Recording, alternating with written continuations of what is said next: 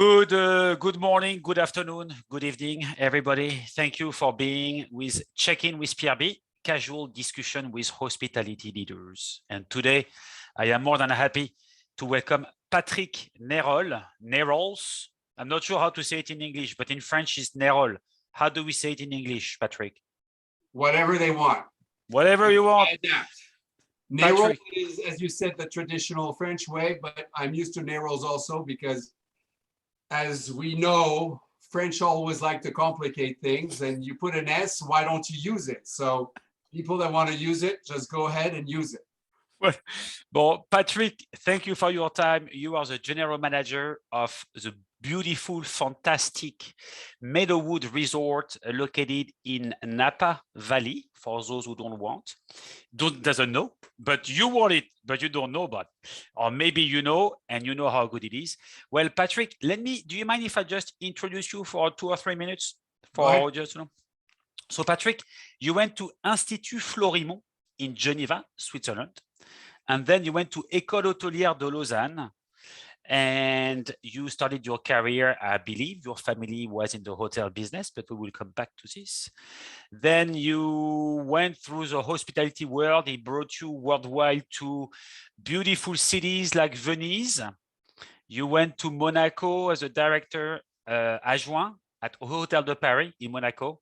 If people don't know Hotel de Paris, it's a fantastic hotel in Monaco, if not the nicest one. And then your career brought you to Abu Dhabi, where you were the general director of the Monte Carlo Beach Club, fantastic hotel as well. And then you went back to France to Les Baux de Provence, once again, a fantastic place at the Domaine de Mandeville, for those who haven't been, where you should go. And then right now you are in Meadowood Resort. Patrick, thank you for your time. As you said, Pierre, good morning or good afternoon or good evening, depending on who's listening. I would add, you started with Venice, but I would add Carcassonne. That was a beautiful medieval city where I kind of started with a group that unfortunately has changed names, that used to be called Orient Express Hotels at the time, with a gentleman, Mr. Sherwood, that had an incredible vision and put the train back on track, and then also bought around the world. He didn't have a sales and marketing plan. It was just his heart and seeing beautiful hotels and just buying them. And then unfortunately they changed their name to Belmont. But so I started with L'Hôtel de la Cité in Carcassonne. That was a beautiful medieval hotel inside of the walls. So why did you start in hospitality? Can you tell us where the love for hospitality came from? I think I have an idea, but maybe I'm wrong. Yes and no, but at one time it wasn't a love. So as you mentioned, my father was in the business. We travel a lot. There's a few other countries and cities, beautiful cities that I can add to that list. And my father, being of a generation of the Second World War, was dreaming of being able to do the Hotel School of Lausanne, but he had to do the Hotel School of Paris during the Second World War. And that being his dream, I remember I was 10 years old, and we were in Morocco at that time, in Mohammedia, and he was managing the Meridian over there that he had opened. And he came to me and he said, listen, I've always wanted to do the Hotel School of Lausanne. I wasn't able to do it.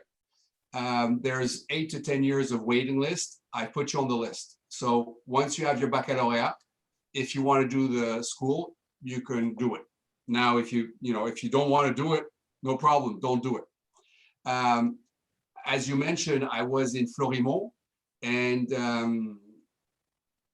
I had a few friends that were above me that, had their baccalaureate, went into Geneva, I wanted to go into economics and do a university and all this. And then I was hearing my friends that were, they had their studio, they were supposed to go to university and all these things, and they were not really studying. And knowing myself, coming from a boarding school environment, I needed that structure. And the Hotel School of Lausanne gives you that structure.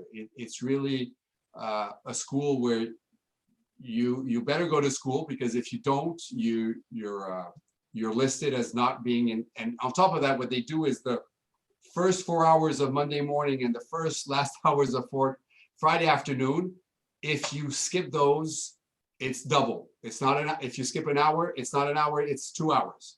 And you're allowed to only have 10 unjustified hours during your semester. So if you're above that, you're not even accepted to the exams. So you better go to school.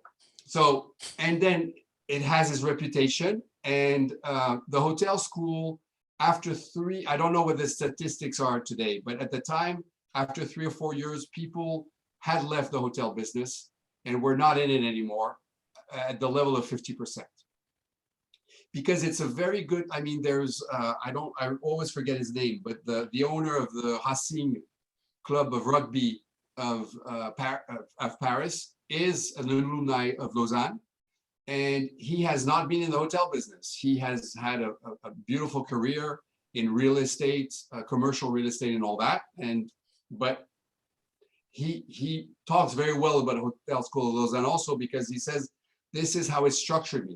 This is how it made me who I am. And I agree completely with that. And some people go into finance, some people go into sales and marketing, human resources, but it's a great, on top of that, as I mentioned, I like rugby, and it's, you learn to work together, and there's a bond. And I mean, there's a lot of friends that I have from the time of school. We're still connecting all the time. So, it's a great thing in life. And top of that, it helps you in your work as you continue, because it's connections. So did you get this love of hospitality from the get-go? Did you know by doing this school that hotels for you was really what did you had a calling for hotels? You had experience from your dad, but did you had at this point that really fulfillment, desire to join hotels, or where were you after school? Did you ask yourself, I'm going to try for a few years and see if I like it, or did you go full force? How did it go? Well, as I said, at one time I wanted to get out of there, and because with my father traveled all over the world, moving around, and you always think that it's greener on the other side of the fence. But I must say that I love traveling, and I just said, okay, let's start in this business. I think I always compare the hotel business. For me, it's like going into religion. You're just eaten up by it. It's something, I think you're born for it or you're not, because it's really, before we got on the call, we were talking about, you like to talk, you like to meet people, you like to, I say sometimes that, if I had a family, I would stay in the hotel 24 hours a day, because you're connecting with people, we're discovering new things. People, it's funny, I heard this also about bartenders. You get conversations with people that you wonder why you're having it. The people feel comfortable with you and share things that they most likely don't even share with their own family. But because there's this connection, and because you're in leisure, you're in a nice hotel, you're enjoying food, wine, cocktails, so people feel comfortable and just talk to you. And in our business, people know even more at the level of the hotels in which I worked. You get the information and it stays with you. It goes nowhere. There's everyone always dreams of a GM writing a book on his experience, because it could be very interesting, but I don't think anyone will ever do it, because it's not in the mind of the business. So, as I started, this is what I liked. I felt comfortable about it. And then, I just followed on the footsteps of my father. And I can say that I really followed his footsteps. We'll talk about that maybe later. What are the qualities you think that are required to be in hospitality? If you have to describe someone who wants to join in the hospitality industry, what do you think the 3 qualities that person should have? 2 or 3 qualities. To like people, to listen, and to like to serve people, in the sense of making people happy. You know, as we know in our country, it's not always looked well to be a waiter because you're serving someone. I don't have a problem serving someone and just seeing him leave the place and having a beautiful smile because it's the best experience he had in his life. And it's nice to have that. I mean, I think we all want to do that and make people happy. So if you want to make people happy, this is the business for you. Got it. You traveled around the world throughout your childhood. You traveled around the world with your different position. Now you are here in Napa Valley. Can you tell us, could you describe how the US hospitality or the hospitality in California is different from the different, and I mean, you went really in different places. We talked about Italy, we talked about the Emirates Arab Unit, we talked about France, we talked about how do you describe the style of hospitality here in the US versus wherever you went? Well, as I was mentioning before, I think what's nice in the United States is people are happy to serve.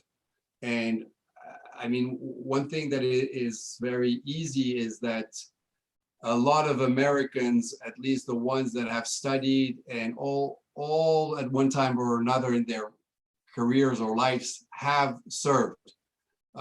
Being in a restaurant and, you know, just making pocket money because you get the tips and all these things is often a job that is done by students.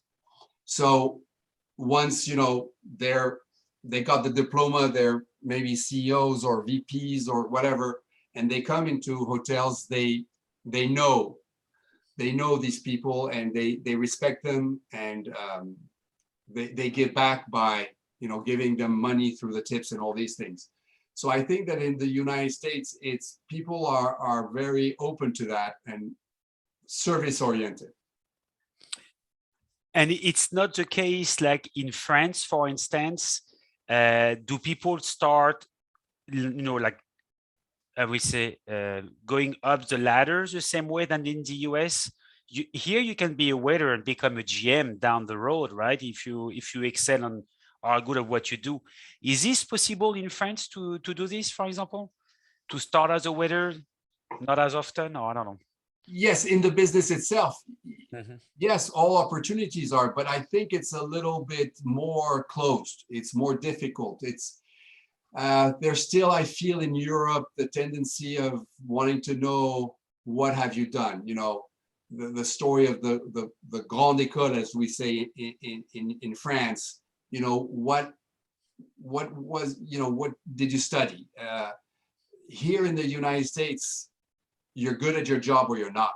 And then from there, you just grow. Of course, having a good experience and having gone in the right places is important.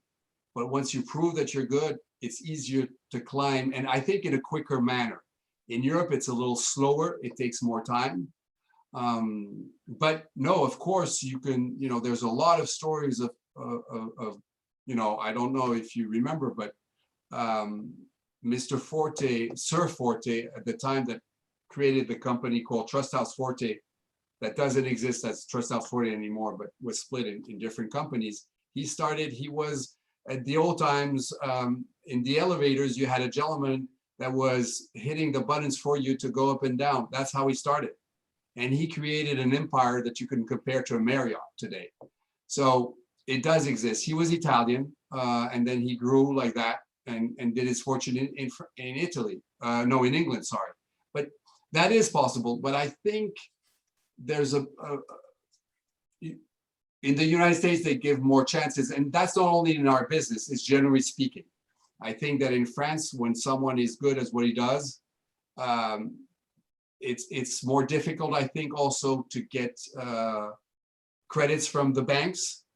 There's maybe more administrative work, where in the United States, all that is open. I mean, that's a little bit the reason why I'm here, at least for me. It's easier and quicker to get to things. So you've been at Meadowood for how long? And can you tell us a little bit of history of Meadowood Resort and how I think you have a very special tie to this property, which is rather unusual. And I like to hear that story. So yes, I've arrived in October of 2016, so 2015. Sorry, so it's 6 years that I've been here, and for now it's the longest I've ever been in one place, job-wise, so I came, as you mentioned, from Les Baux-de-Provence, and the link to the property from my side is that Mr. Harlan, together with two partners at the time, he was starting to look for an area to do he wanted to go into wine business. He was in the real estate business with Pacific Union in San Francisco, and he wanted to move into wine business, and he was looking for a place in the valley to start his winery. And he was brought, he was suggested Meadowood. And with his connections, he knew Robert Mondavi at the time, that told him, don't do a winery there, but it's a beautiful place for the valley. It's, a hub for people to be there for the community, and you should do something about it. And at the time, Meadowood was a club. There was just a golf course, 9-hole golf course, some tennis courts, and a pool. And there was just a total of 7 lodges. I think 5 were for people to stay, and then there was a restaurant lodge and the reception.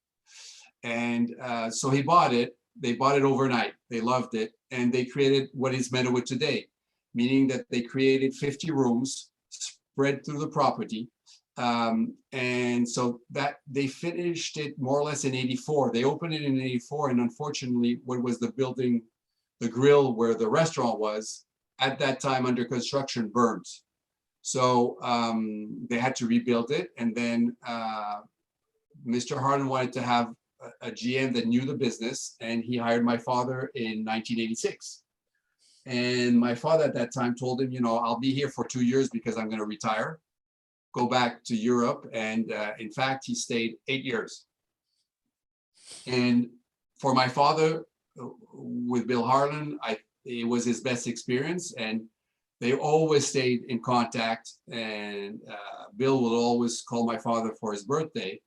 And back in 2014, they had that conversation. And then my father said, and Bill had always wanted me to come and manage Meadowood. I mean, right when my father was leaving, he said, have your son take over. And my father said, no, he just got out of school, let him do his business.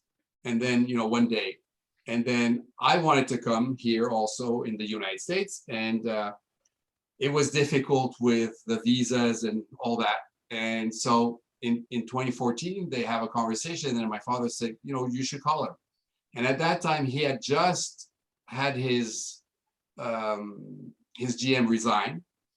So he said, are you interested? And let's try the process. So we started the process, and then they wanted to hire me, and then we fortunately got the visa, because that's the big piece. So that's why I started on the 1st of October 2015. How special is that? Does it make you? I mean, it must be different than the other property you stepped in. I mean, you have some past history, some past relationships that were built in that property. How special is that, or how different is it? Different to come back to somewhere where someone from your family worked at and managed, or not? In a way, yes, because of course people talk about it, and I mean, I think that all the GMs before me heard Bill saying that the only GM that was good was my father. So that puts a lot of pressure on them. No one has lasted as long as my father up to now. So that's kind of the challenge. I don't know if I'll get there. That's another thing. but the funny story, if you want, is I'm sitting in the office where my father sat. So it's very connecting, you know, in the heart. It's true that it's a nice story also for people to know. And there are guests that have, some of the guests know my father. So it's very good to be able to have that. And you know, again, as Meadowood is really in the heart of the Napa Valley, you have, as I mentioned, initially it was a club, and we are still a club today. We have the hotel side with, we went up to 100 rooms, and we're down to 36 rooms because we were hit by the glass fire on the 28th of September of 2020. And so now we reopened with 36 rooms, and we have a membership that's more or less 900 people. Well, it's 900 memberships, and then like it's families, it's couples, it's individuals. We have like 3,500 or 4,000 people that are really from the valley. I mean, a third of them are from, you know, between Napa and Calistoga. So there's all that connection, and it's Meadowood has been here. It's kind of the first luxury hotel in the valley. I mean, Auberge came later. Now you have all the Auberge Resorts properties. You have Four Seasons that just opened, but really the heart is Meadowood. And what's beautiful here is that Meadowood is inside of its own valley. We're a valley inside of the valley. So it makes it very unique. It's true that we do not have a view of an Auberge du Soleil on Rutherford, but we are in the middle of the trees. We have all these beautiful birds, all the wildlife that you don't find in other places, plus the history with the valley. Meadowood was the first offices of the Vineyards Association was on property of Meadowood. Up to 2020, the wine auction would happen at Meadowood. It's something that was created between Robert Mondavi and Bill Harlan that they had discovered with the Les Hospices de Beaune, and they wanted to do something like this here, and that's where it was born, and it grew. I don't know what will be the future about it, but for almost 40 years, I think it happened here. So it's really, I mean, we're fortunate to have Mr. Harlan with Harlan Estate, Bond Promontory, and then our other partner that's the majority owner is Mr. Stan Kroenke, that on his side has Screaming Eagle and other wineries down in the southern part of California. So we're really in the middle of it, and you can, you know, come and stay here, and you're by the pool, and you see some of the Mondavi family, you see some of those top winemakers that do all the beautiful wines that you have here. So it's, you know, there's somewhere, and I think that's what was behind Mr. Harlan's head to bring me back. There's this connection on generations. He's very much, he always says that his plan is on 200 years. It's a long stretch. You know, he's not here for, he's here for forever and ever. So I think that's very important. These pieces get together. If I look at your experience, you seem to like hotels that have history and past and character, right? We talked about Orient Express. We talked about Hôtel de Paris, you know, Domaine de Montville. All those properties really have a very strong identity. Is that something you always looked for in a property that had character, something unique with some importance behind it, like a real meaning, a real life? Yes, I mean, I've always tried to stay at the top of the business and be in the deluxe hotels. And I think that automatically, that's what makes a deluxe hotel. I mean, I started my career at the Nassauhof in Wiesbaden, and that's the heart of the city. I mean, it's right on the other side of the Kurhaus and Casino. It had a beautiful restaurant. It still has a beautiful restaurant that was 2 or 3 star Michelin. And so on and so on. It's really, I think, automatically when you are at that level, you're in the places that are the nicest of that area. So automatically you have that feeling. And yes, there's that history. I mean, I've always been in places, I mean, going to work in Venice and you have to take a boat to go there, you know, and I don't even tell you the boat, you know, it's a beautiful, I could even say that it's almost nicer than a Riva, to put it at that level.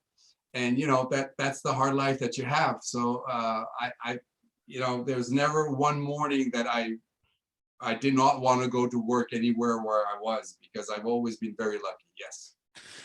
So right now at Meadowood, you have history, you have legacy with your family, and then you talked briefly about community. Community is very important in the US, maybe compared to other countries. And it seemed that Meadowood, as you were saying, really plays a very big role for the community in Napa Valley.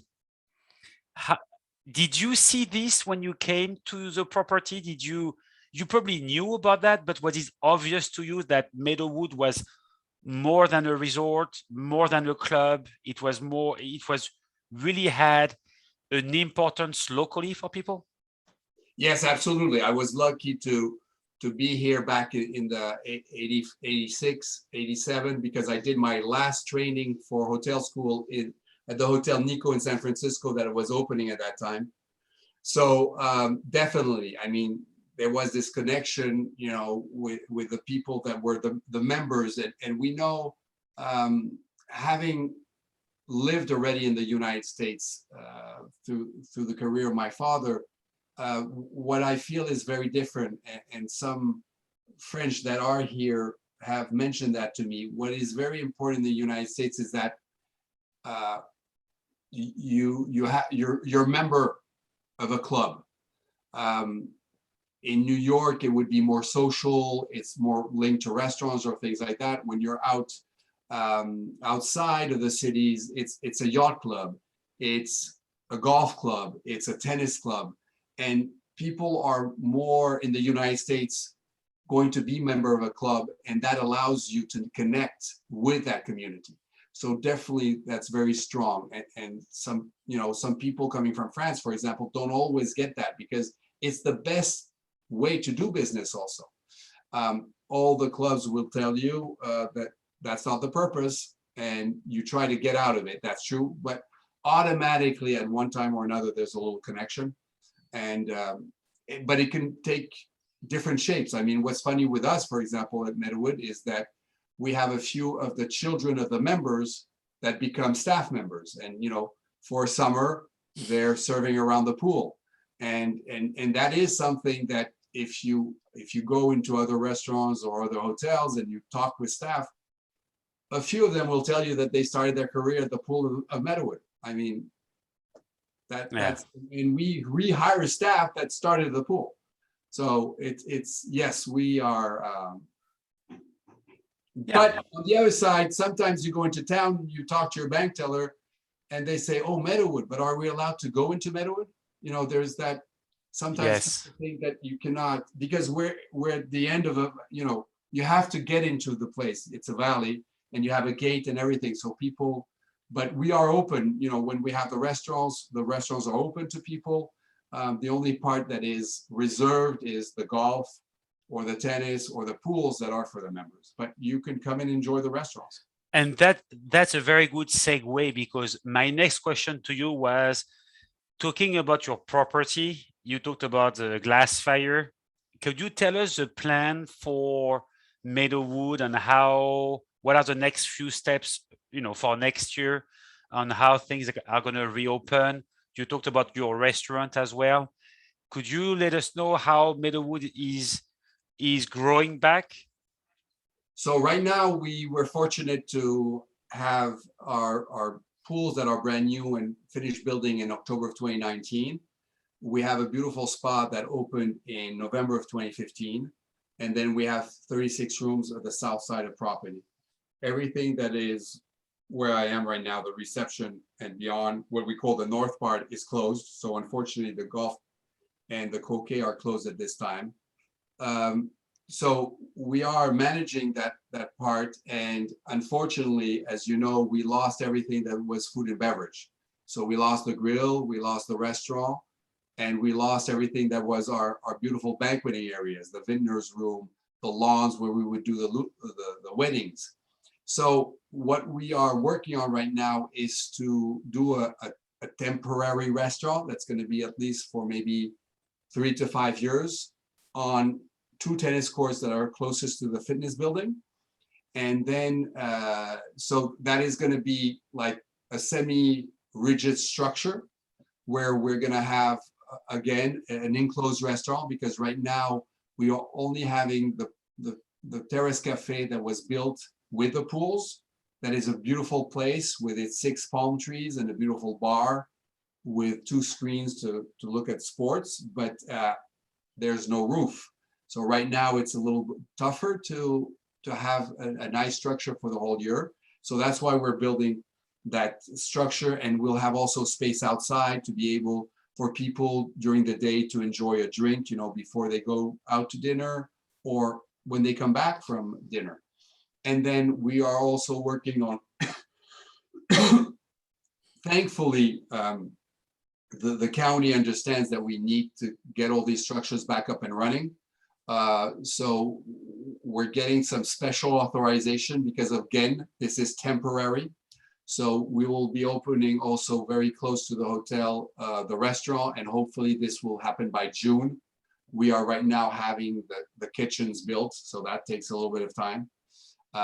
And then, so hopefully by this summer, we will have the option of 2 restaurants, and even a third one being the pool terrace that we will reopen.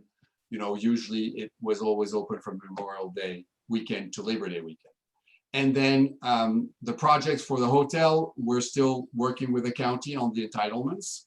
And as we have that, we will be redesigning the property. And, you know, as people say here in the United States, there's always a silver lining. And an area like the grill was a little aged and we needed to renovate it. So I think that in 3 to 5 years, we will certainly open with a beautiful property with that will be at the edge of, you know, what we do in hospitality, because we're looking at what should we build for the next 40 to 50 years, as this was done back in the 80s when Mr. Harlan and his associates at the time looked at Meadowood for the next 40 years. So we're there again, and that's also a beautiful opportunity to be able to do that and to be, you know, the leader. Hopefully by the time we reopen, we'll be the leader in the valley, because we will be at the edge of what people will be looking for the next 50 years. And that's always a big question. What will the people be looking for? You know, we before this call, we were talking about technology and all these things. What are people going to be looking for? You know, is it, I guess today it's being a sustainable property, oriented towards maybe local farming and all these things that are very important to people. And, you know, on top of that, being in the middle of this beautiful #1 wine valley in the United States, and close to being, you know, in the top of the world. Don't say it to the French, but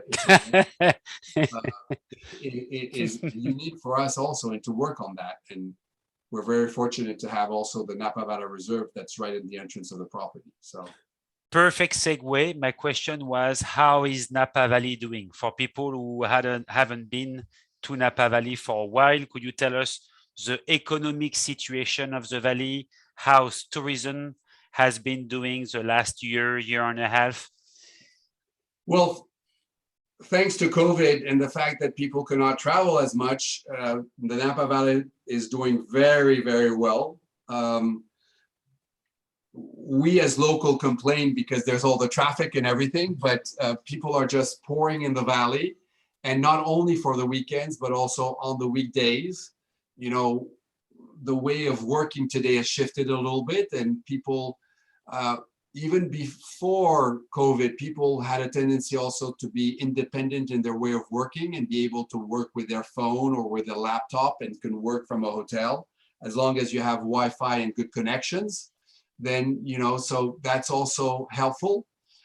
We're also in an area with the Silicon Valley, where we are fortunate to have also a younger crowd that has the means to be able to stay in properties like ours, on top of the classical boomers that, of course, come with their family and all that. So definitely, we're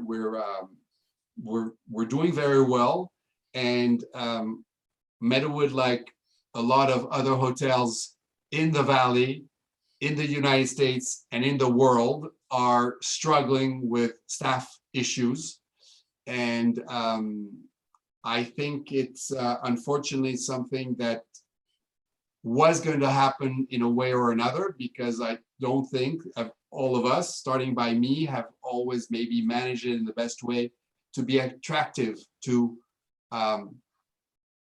staff to come and work. And with COVID, people discovered other industries, because definitely the restaurants and hotels were first hit, having to be closed completely.